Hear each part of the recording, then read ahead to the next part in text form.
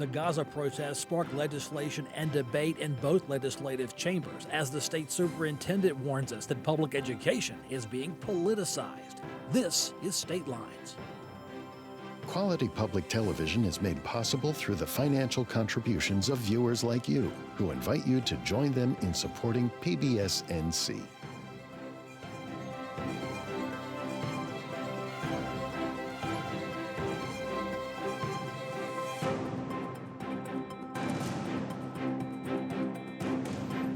Welcome to State Lines. I'm Kelly McCullen. We have a great panel here. Joining me today, right to my right, Public Relations Consultant Pat Ryan. Representative Sarah Crawford of Wake County is on the panel, as is Senator Amy Galey, who covers Alamance and Randolph counties in the General Assembly, and our dear friend, Editor-in-Chief of Carolina Journal and leader of The Debrief on YouTube. Watch that every Thursday? Yes, Thursdays. I knew it. That's with the John Locke Foundation, or with the Carolina Journal, I should say. Sure. Well, thanks a lot, first of all, making time to come out to see us today. News breaks heading into the weekend, Senator Galey. We were expecting over $1 billion in state surplus, and now two offices come together, sit you leaders down and say, it's not going to be that much. What's the situation on the, I won't say lack of, I guess, lowered expectations for surplus in the state budget? Right, yeah, so the expectations did come in, or the hopes did come in lower than had been anticipated, but there still is a budget surplus, and there will be some funds available to do some important things for the state of North Carolina. I think it continues to reflect positively on what we've been doing for the last decade for the economy in North Carolina, and the conservative and restrained way that the leadership has gone about budgeting. But we will have less revenue to play with, and a lot of important things competing for resources. Well, the state is very competitive across sectors, but does your team, does the caucus of the GOP side see this as a slowing down of economic activity in the state, or has state government grown? It's going to be easy for conservatives to blame state government, but state government seems to be running fairly lean and on budget every other year besides maybe now. What is your take? Is our economy slowing? I think we're all cautious about the economy and have been for quite some time. We were anticipating more of a recession, maybe 2 years, 18 months ago, which did not quite materialize. I think that there was a lot of discussion in the national press about a soft landing. I think people are still concerned and wondering about the election, wondering about the events in the Middle East and how that's going to impact our economy, and energy prices and other things that are giant drivers of the economy across the United States and across the world. Representative Crawford, the next point for you. Well, you know what? The economy no longer, I guess, is booming, if you will. We're still in some surplus expectation, but it does give the Democrats something now to point at economically. This is so late breaking. I guess your opinion would be as a individual rep, not as the caucus just yet. Yeah, that's correct. We haven't even had a chance to caucus about this late-breaking news. What I think we really have to be cautious about is about talking about any kind of surplus, right? Whether it's $1 billion or $700 million, we're thinking might be the difference. We're still getting all the final news on this, but you don't really have a surplus when you have unpaid bills. And our unpaid bills in North Carolina, our unpaid bills particularly around education, particularly around supporting people with developmental disabilities, we have to pay the bills on those. And now with this squeezing of what we expect now with what the surplus is going to be instead of what it was, is we're going to have to make some really tough decisions. And we have a lot coming up in the summer and the fall with cliffs approaching around childcare, around education. We're going to have to make some tough decisions about what the priorities of the state are. What do you mean by cliff? Because not every these are folks at home watching and listening. Yeah. Cliff means what for that? Yeah, so in July, there's been a federal child care subsidy in place, and in July, that child care subsidy ends, which means child care centers who've been benefiting from that are going to face some big shortfalls in their own budgeting, and to the tune of about $300 million across the state. And so with these kind of squeezing of what the surplus is going to be, we're going to have to make some tough decisions about where that money goes. And I hope that we can save child care centers here in North Carolina. Donna, set the tone for us. This is hard money, but we're not into operations budget. That's when you cut things and people lose jobs. We're talking about things that we wanted that the state may not get. Is that, is that accurate? I mean, well, absolutely. And back in 2007, we were furloughing teachers. So what we're talking about really is the cliffs that Senator Crawford was referring to. A ton of COVID money came into North Carolina. The education system alone got $6 billion. 40% of it or so went to salaries and benefits. Well, now that money's going away. It's going away to supplement the child care industry. It's going away for some of the COVID money to recover from schools. And the state government could be asked to step in and fund the difference. And we knew that this was going to come. When those federal taxpayer coffers opened up after COVID and all the states got all this money, what were we going to do when it ran out? Well, now we're going to have to find out, because those cliffs are coming in education. All of these school districts have hired lots of folks to come in and help with bringing kids up to speed. Well, what are they going to do with all these people when that money runs out? The issue, though, is that North Carolina taxpayers have really seen the administration level balloon over the last several years. So what do North Carolina taxpayers want us to do? Well, we polled that this past weekend, and they said, hey, look, 40%, a plurality of respondents, said that if there's a surplus, we should have a law in place that sends it back to taxpayers. All right. Well, that's politics on this, Pat. Big deal here. Democrats can use this to say, the Republican budgets aren't no longer matching up with economic expectations. You know how this game is played. How should viewers, how should they treat this? We expected $1.5 billion. You might have $100 million at the end of the day, which is nothing compared to $28 billion in spending. Well, sure. So I think a couple of things. One, the issue here is that the surplus that was predicted just a couple of weeks ago has been revised to be less of a surplus, but it's still a surplus. Mm-hmm. Why was the prediction off? I read somewhere, I think it was in some of the news overnight, that some of the economists had put together the numbers before all of the April figures had come in. The question for them is why the rush? Was it to accommodate the governor's budget proposal? You know, what have you? There are a couple of questions there, but I think the important takeaway is there is still a surplus. I think the past 13 years, you can say what you want about Republican governance and spending too little or taxing too little, et cetera, but I don't think it's reasonable to deny that Republican budgeting policies have been prudent, reasonable, responsible, and for the last, I think, 6 years have resulted in annual surpluses. Mm-hmm. And Republican budgets helped elect a Democratic governor twice. I mean, let's be honest about it. The campus protest over Israel's military action in Gaza sparked some fast-moving legislation in Raleigh. This very week, the state Senate is considering legislation to reinstate a mask ban at public protests. Masks at protests were banned between the early 1950s and the recent COVID pandemic, when masks were legalized for health and safety reasons and to not interfere with free speech. The original law was passed back then to fight the Ku Klux Klan's activities. In the same legislation, the Senate would also create a felony charge for people who decide to block highway traffic in protests. Back to you, Senator Galey. This is a fast mover.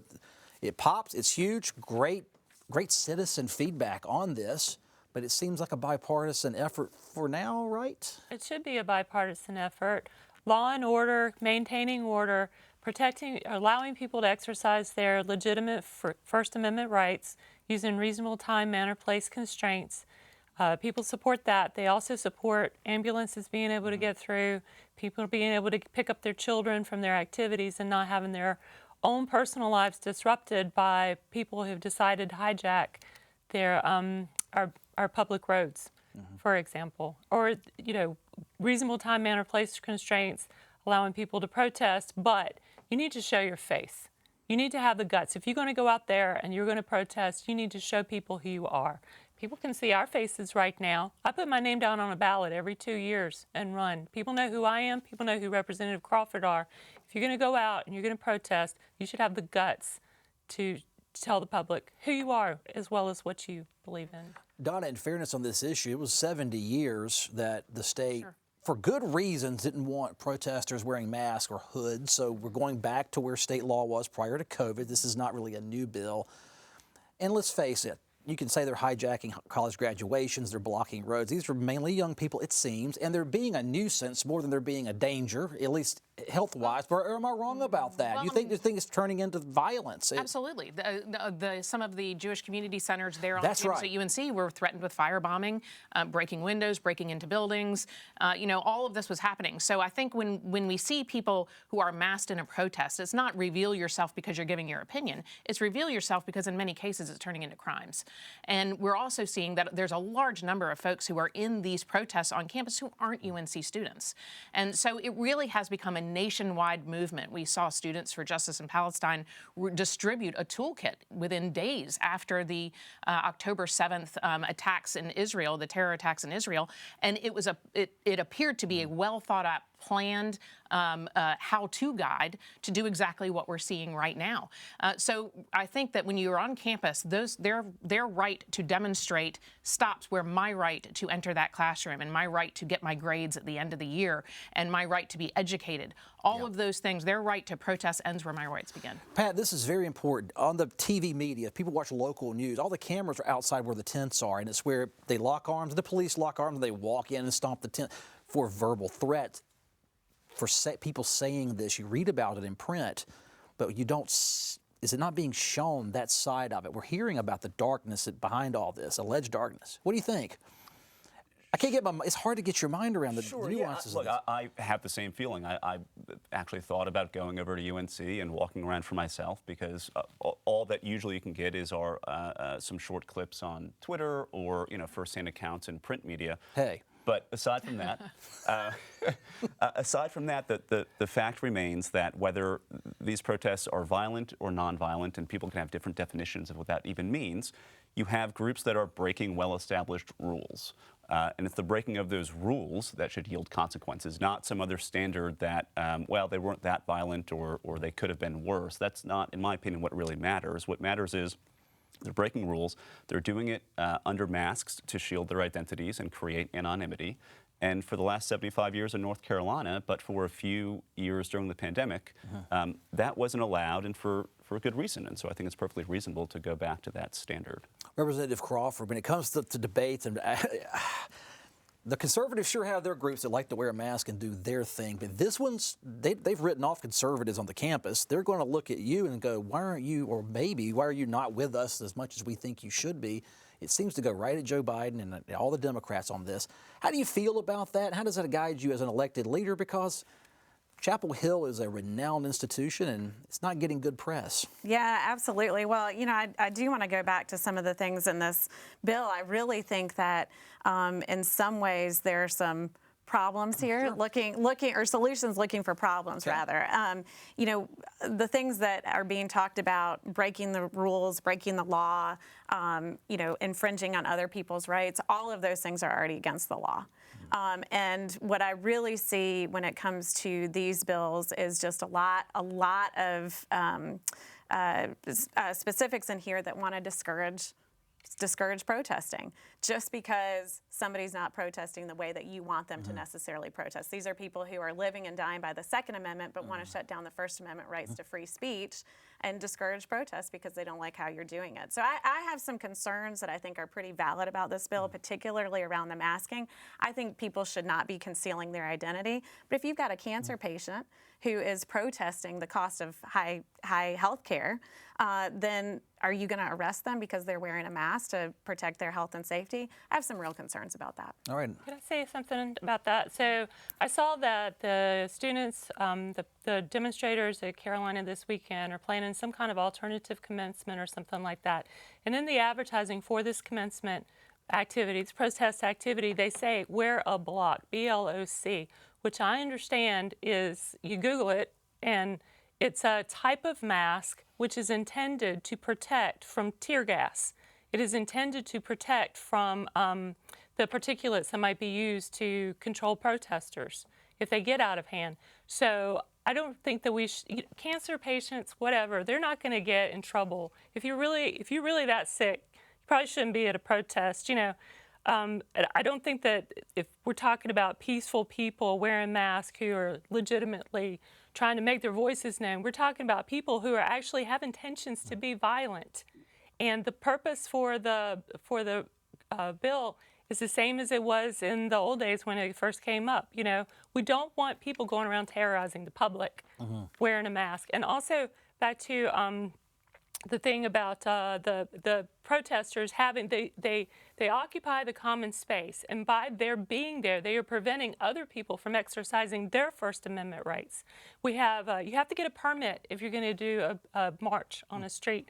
You should have to get a permit to have a protest on Polk Place, and the administration is 100% correct in making sure that everybody has the equal access to the public spaces for their free speech rights. Representative Crawford, back to you, where the State House easily passed legislation that would place a written definition of anti-Semitism in state law. Supporters say this written legal definition will help prosecutors clarify that hate crimes charges could apply in a potential case. That said, we had some sound from citizens who spoke for and against regulating this area of speech this week.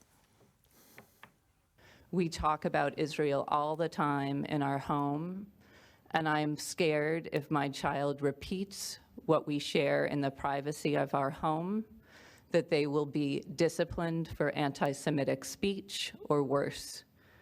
I plead with you not to pass this bill. It does not make me feel safer as a Jew or as a Jewish parent, or safer for my Jewish child.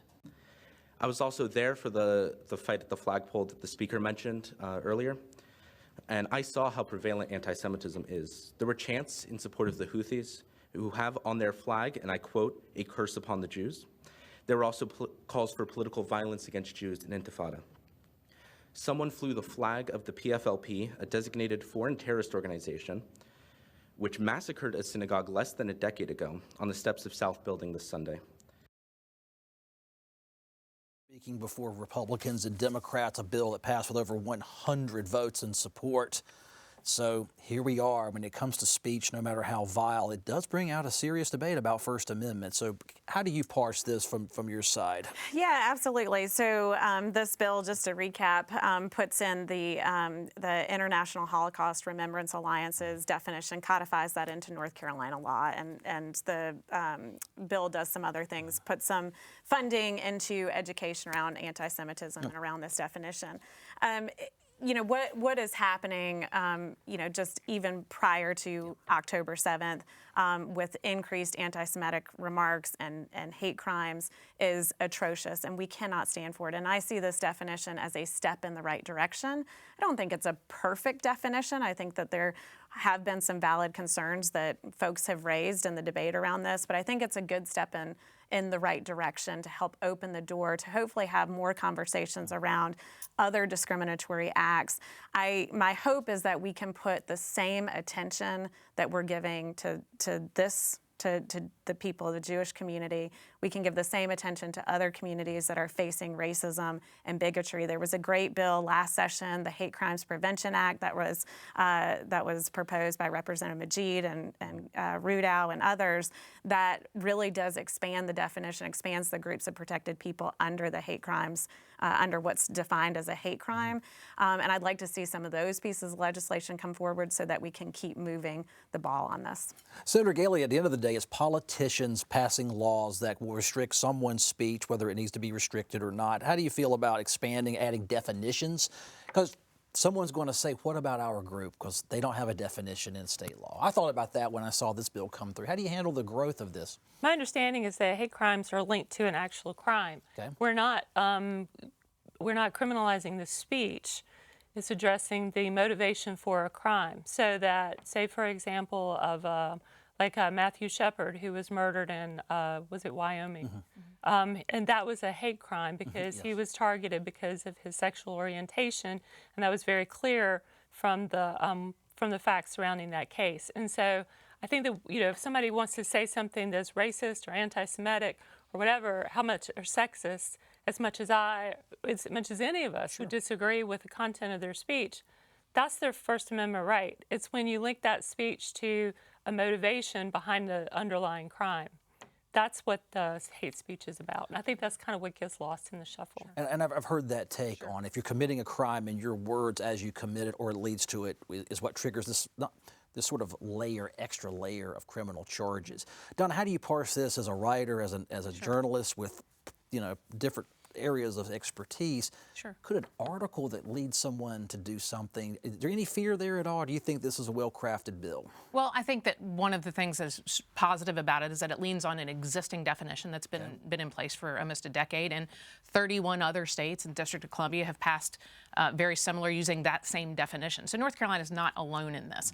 But it's also important to note that, for example, Representative Majid is one of the ones that voted against the hate crimes, voted against this, but was a sponsor of the Hate Crimes Act last year. So there's only 4 Democrats. This was really that voted against it. This was really a bipartisan effort, and I think it shows that everybody can get on the same page when it comes to certain issues like this one.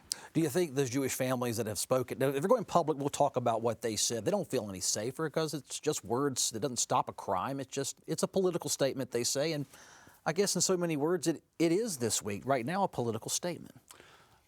I suppose you could frame it that way. I mean, the bill doesn't add any new crimes to state criminal statutes, right? I actually share some of the general concerns from organizations like FIRE about bills, not this one, but general legislation that may impact people's speech. But the text of this bill itself describes the definition as, quote, a tool and guide for things like training, education, and tracking anti-Semitic incidents.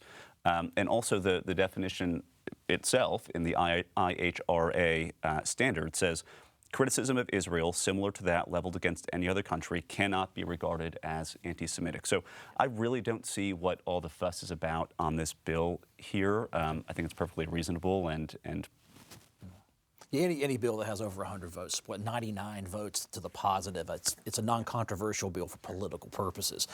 Well, let's get a little more political. How about this? Outgoing state school superintendent Catherine Truitt says our public education is too politicized right now. It's not focusing on what's important. Superintendent Truitt told educators the focus should be on our students' improvements, and parents should be demanding data to back up teachers' progress with their children. She's now blaming the media for focusing on buzzwords and the political climate for relying on rhetoric about public education policy. And she cited terms like, quote, critical race theory and, quote, indoctrination as 2 such buzzwords. Donna, we'll go to you on this one. What do you think of her points here? She's outgoing. She certainly has nothing to lose. Sure.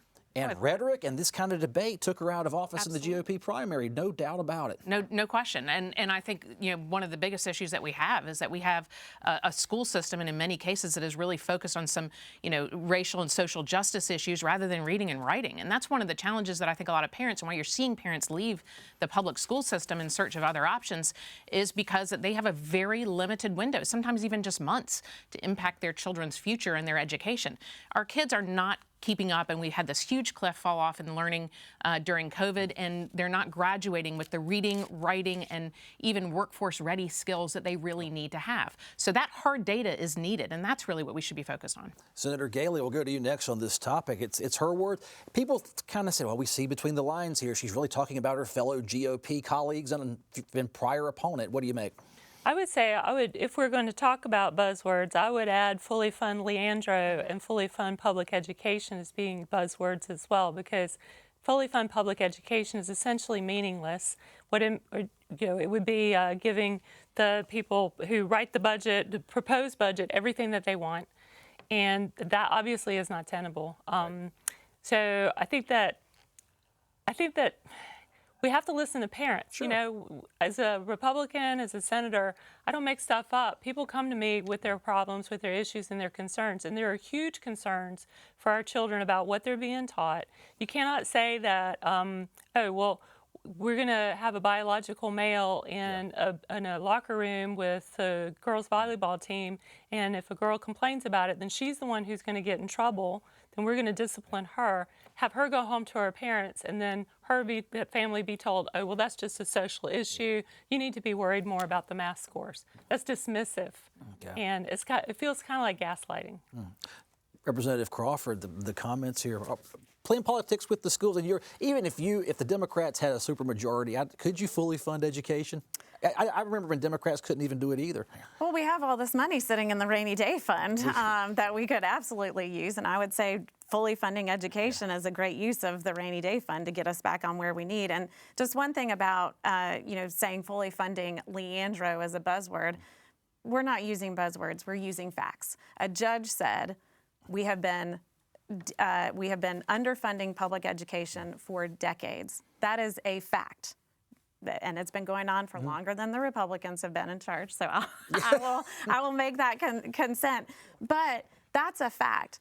And it wasn't fully fund education tomorrow. We have a plan that actually lays out the roadmap for how we're going to get there. Now, I do want to say, Superintendent Truitt, I applaud what she said this week, because I think that we do need to stop politicizing education. We do need to put what is important. And I love it when Republican leaders say words like indoctrination or critical race theory or buzzwords. I say, welcome, come, I will welcome you to the party of the big tent. But I think it's really concerning that we have a superintendent candidate that is calling our public schools indoctrination centers. That is the last thing our public schools need. They are doing amazing work in our public schools. I've got 2 daughters in public schools, and they're amazing, and they're doing great work. We need to treat teachers like the professionals they are. Pat, we love buzzwords. People love it. It makes social media so much fun, but it's killing us too. Well, so I might get in trouble for... You got a minute, by the way. I got to go out. This show's about over. Okay, well, I might get in trouble for this take, then. I'm glad I have only 1 minute. You got 30 seconds. I think you could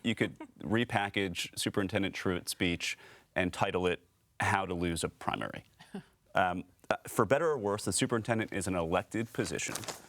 And a lot of primary voters care a great deal about the buzzwords that were included in that speech. Yes, indoctrination, critical race theory, but also school choice, opportunity scholarships, social emotional learning. These are major issues that primary voters, or a good subset of them, care a lot about. And the outlook contained in that is maybe why she lost the primary. No buzzword here. We're out of time. Okay. Thank you for being here. Thank you, and email us statelines@pbsnc.org. I'll read it. We'll see you next week. Bye.